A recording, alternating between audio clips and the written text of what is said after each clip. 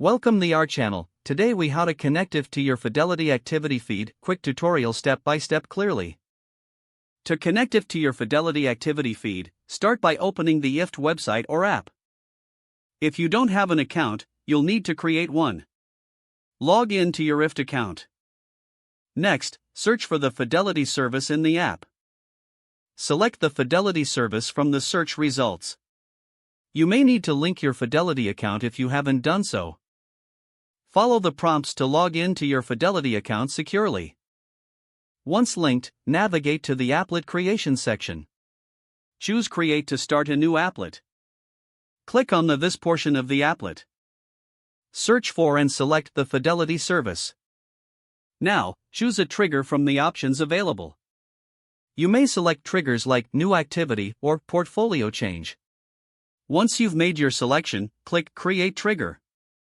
Next, click on that portion of the applet.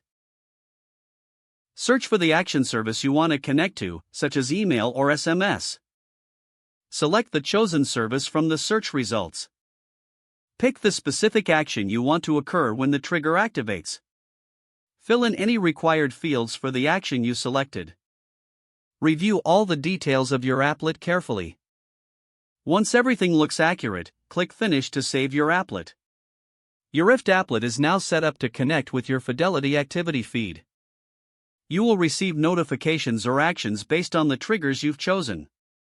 Congratulations, you've successfully connected IFTTT to your Fidelity activity feed. If the page does not load, refresh the browser or try again in a private or incognito window.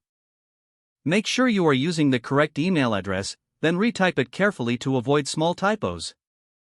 If your password is not accepted, use the reset option and create a new strong password you can remember.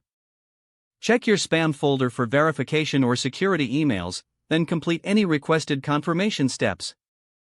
Enable two-factor authentication if available to improve account security and reduce unauthorized access risk.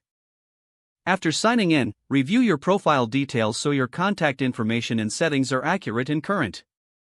Don't forget to like this video and subscribe to our channel for more step-by-step tech guides.